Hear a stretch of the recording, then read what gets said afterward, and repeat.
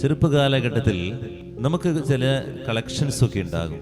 നമ്മളിങ്ങനെ സൂക്ഷിച്ചു വെക്കും, തീപ്പെട്ടിപ്പടങ്ങൾ അല്ലെങ്കിൽ ഈ കുപ്പിവളകൾ.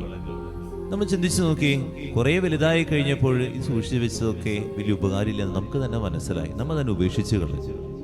ഇതുപോലെ നമ്മുടെയൊക്കെ യാത്രകളിലും കുറേ കാര്യങ്ങൾ, കുറേ വസ്ത്രങ്ങൾ നമ്മൾ ഇങ്ങനെ വിലപ്പെട്ടതായിട്ട് ഇങ്ങനെ സൂക്ഷിച്ചു വെക്കും. കുറച്ച് കഴിയുമ്പോൾ നമ്മൾ അറിയാതെ നമ്മൾ എടുത്ത് കളയാണ്.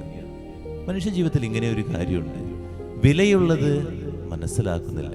ഇഷ്ടങ്ങൾക്ക് പിന്നാലെ അവൻ ഓടുകയാണ്. ഇഷ്ടങ്ങൾക്ക് പിന്നാലെ ഇങ്ങനെ ഓടിക്കൊണ്ടിരിക്കുക.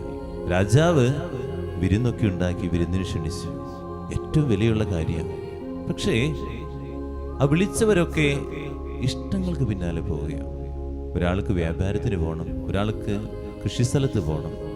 കുറച്ചു പേര് ഈ വന്ന് വിളിച്ച വൃത്യന്മാരെയൊക്കെ അധിക്ഷേപിച്ച് കളിയാക്കി തിരിച്ചു വിട്ടു. നമ്മളിതുപോലൊക്കെ തന്നെയല്ലേ?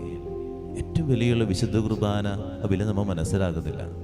എൻ്റെ ഇഷ്ടത്തിൻ്റെ പിന്നാലെ, എനിക്കിപ്പോൾ ഇഷ്ടം തോന്നുന്നു ഉറങ്ങാനാണ്, കിടന്നങ്ങോട്ട് ഉറങ്ങാം. ഏറ്റവും വിലയുള്ളതപ്പോൾ നമ്മൾ നഷ്ടപ്പെടുത്തുകയാണ്. എൻ്റെ ഇഷ്ടമെന്ന് ഇപ്പോൾ തോന്നി കഴിഞ്ഞാൽ എനിക്ക് നടക്കാൻ പോകണം.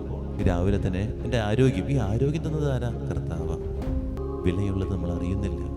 ഈ സമയത്താണ് എൻ്റെ ബിസിനസ് നല്ലത്, ഈ സമയത്ത് പോയി കഴിഞ്ഞാൽ കുറച്ച് കാര്യങ്ങളൊക്കെ പണം കിട്ടും എന്ന് ചിന്തിച്ച് നമ്മൾ ഇറങ്ങിപ്പോവുക.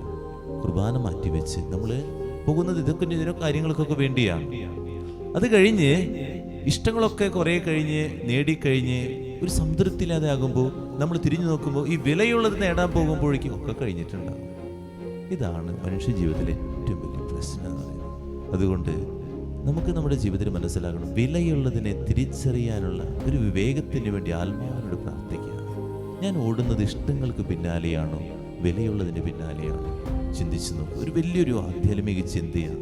നമ്മൾ ആധ്യാത്മിക ജീവിതത്തിൽ വളരുന്നവർക്ക് മാത്രമേ ഇങ്ങനെയൊക്കെ ഒന്ന് ചിന്തിക്കാൻ പറ്റുള്ളൂ. നിങ്ങളൊന്ന് ചിന്തിച്ചു നോക്കുക. ആധ്യാത്മിക ജീവിതത്തിൽ നമ്മൾ എടുക്കുന്നത് ഇഷ്ടങ്ങളുടെ കാര്യങ്ങളാണോ അല്ലെങ്കിൽ വിലയുള്ളതാണോ?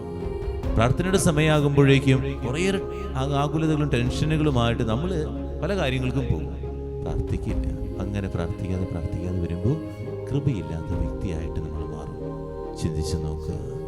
തീരുമാനം എടുക്കുമ്പോൾ ഇത് വിലയുള്ളതാണോ, എൻ്റെ ഇഷ്ടമാണോ?